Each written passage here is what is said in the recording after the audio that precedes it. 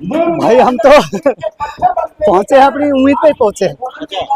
इसी उम्मीद पे पहुंचे कि शायद हो जाए।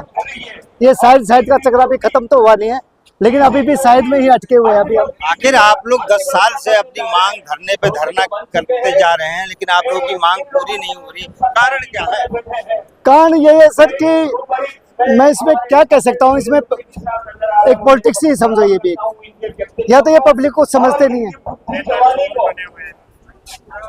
या तो ये पब्लिक को कुछ समझते नहीं है, क्योंकि इन्होंने सब ये यूज एंड थ्रो, जैसे चाय पीने वाला गिलास होता है ना, ऐसे इन्होंने हमारी वोट को चाय के गिलास में डाल के यूज कर लिया है और पब्लिक को चाय के गिलास की तरफ फेंक दिया है वोट लेके।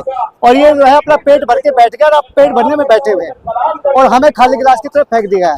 अब उस गिलास में हवा ही हवा, अब पब्लिक के पास तो हवा रह गई ना उसके पेट में अन्न जा रहा है ना पानी जा रहा है। अब भूखा मरता आदमी आंदोलन ही करेगा या चिल्लाएगा, और लेकिन अभी हमारे कोई सुनने वाला नहीं है। 8 साल से हम इस चीज को बोले जा रहे हैं, लेकिन सुनाई अभी तक हो नहीं रही। लारा लप्पा चल रहा है। लेकिन मैं कहना ये चाहूंगा, मोदी जी साहब चाहते क्या है? क्यों नहीं खुल के बोलते पब्लिक के सामने कि तुमने मुझे राजा बनाया है तो मैं रात पर जाकर ध्यान रखूंगा। जब उन्होंने ये बात तो ध्यान क्यों नहीं रख रहे? एक तो वो ये भी बोलते हैं कि पूरा हिंदुस्तान मेरा परिवार है। जब पूरा हिंदुस्तान आपका परिवार है तो परिवार की रेख देख करना भी तो एक बाप का काम है ना। आप बाप तो सबके बन के बैठ गए। जब आपने बोल दिया कि पूरा हिंदुस्तान मेरा परिवार है, तो मीनिंग क्या? बाप बन गए सबके। जब आप सबके बाप ही बन गए तो उसकी देखरेख कौन करेगा भाई? औलाद की क्यों नहीं करे देखरेख उसकी? क्यों आंखों पे पट्टी बांध ली? या मतलब औलाद पैदा करो निकल जाओ। मैं तो यही कहूंगा कि हम तो एक तरह से अनाथ हो चुके हैं। देश का प्रधानमंत्री बाप बनने के भी हम जो है, देश का प्रधानमंत्री मोदी बाप बनने के बाद भी जो है उसकी हम जो अनाथ हो चुके हैं। पब्लिक जो है ऐसा क्यों करे? क्यों तो ऐसा बोलते हैं वो कि हम जो है मतलब परिवार के साथ है, परिवार का पूरा हिंदुस्तान मेरा परिवार। फिर हमें खाने को क्यों नहीं दे रहे भाई? हम तो बूढ़े आदमी हो गए। हमारी किसी की 70 साल की उम्र, किसी की 75 साल की उम्र, किसी की 80 साल की उम्र। कोई मोदी साहब से बड़े हैं उम्र में, कोई छोटे हैं, लेकिन फिर भी हम तो उसके बच्चे, उन्होंने हमें सबको बच्चा बना रखा है ये कह के कि पूरा हिंदुस्तान मेरा परिवार है।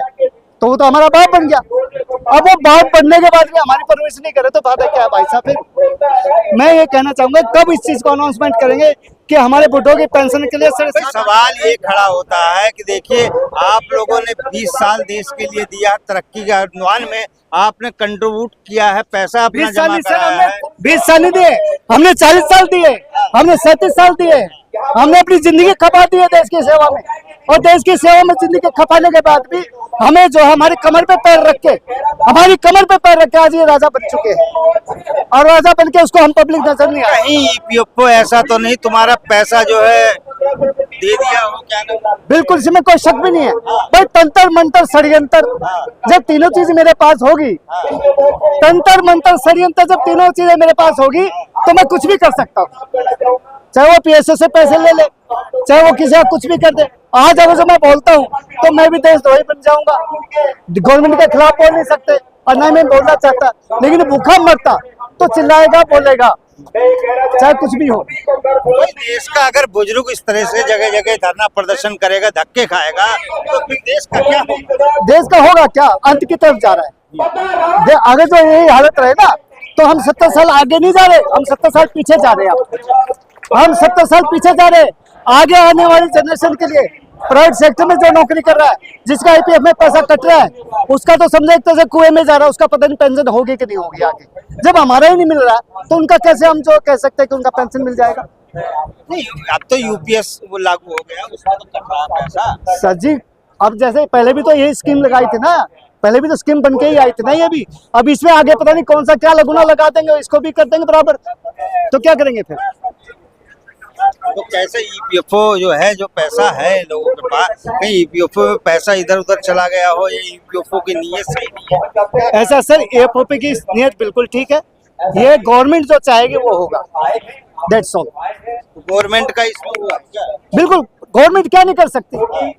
अगर मान ले मेरे घर में जो वो 80 करोड़ लोगों को अन्न दे सकती है, 80 करोड़ लोगों को खाना दे सकती है, तो ये पैसा क्यों नहीं दे सकती? फिर वो पैसा भी तो कहीं से आ रहा है जो 80 करोड़ लोगों को दे रहे हैं।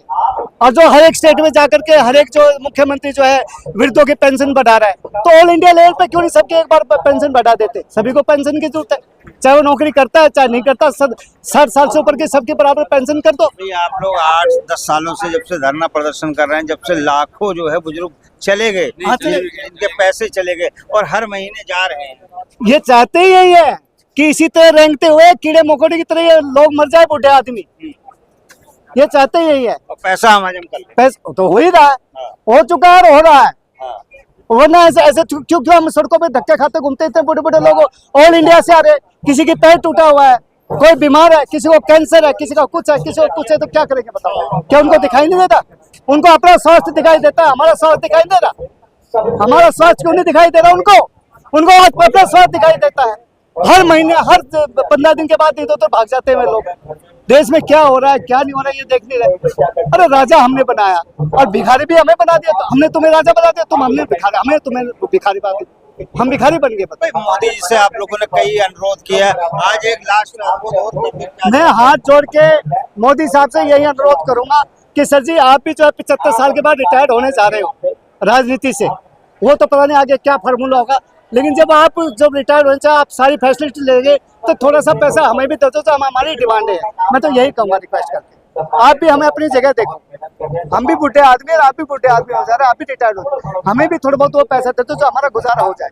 हम सिर्फ 2-3 ही तो जिनका कंट्रीब्यूशन नहीं है उनको 2,500-3,000 5,000 पेंशन बुजुर्गों को मिल रही है, उनको मेडिकल भी फ्री है। आप लोगों ने देश के लिए सारी चीज, शायद उनकी नजरों में हम जो शरणार्थी हैं, शायद उनकी नजरों में ये है कि हमने यहाँ 40 साल हिंदुस्तान में अपने देश में हमने सेवा नहीं की, उनकी नजरों में ये है, यही सोच के शायद हमें जो है इग्नोर किया जा रहा है, यही बात है और कोई बात नहीं। या ये सोचे कि भैया इनका तो कोई हाल ही नहीं, जिनसे हमने वोट लेनी है उनका पेट भर दो और जिनसे वोट नहीं उनको सालों को मत दे दो, लेकिन वोट तो हम भी अभी तक भी दे रहे हैं ना, अच्छी जान से दे रहे हैं। 15 साल भाई 78 लाख जो है क्या नाम पेंशनर है, बुजुर्ग जो है अभी भी 78 लाख नहीं है, उनके परिवार से अगर 5 लगा दिया जाए तो ये करोड़ों की तादाद में आते हैं। तो आप लोग चुनाव के अंदर हर बार ये कहते हो बहिष्कार करेंगे। सच्चाई तो ये है साहब, आजकल किसकी औलाद सुनती है, किसको वोट देना किसको नहीं देना है।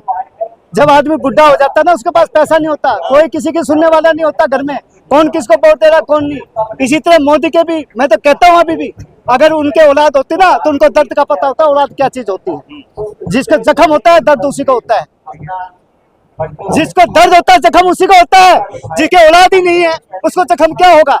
वैसे एक तरफ कहते हैं मेरा पूरा हिंदुस्तान मेरा परिवार है, तो परिवार हिंदुस्तान है उसका, तो फिर हमें क्यों नहीं खाना दे रहा भाई, वो क्यों नहीं हमारे 40 साल के सेवा का पैसा दे रहा हमें, हमने क्या छीन लिया उनसे।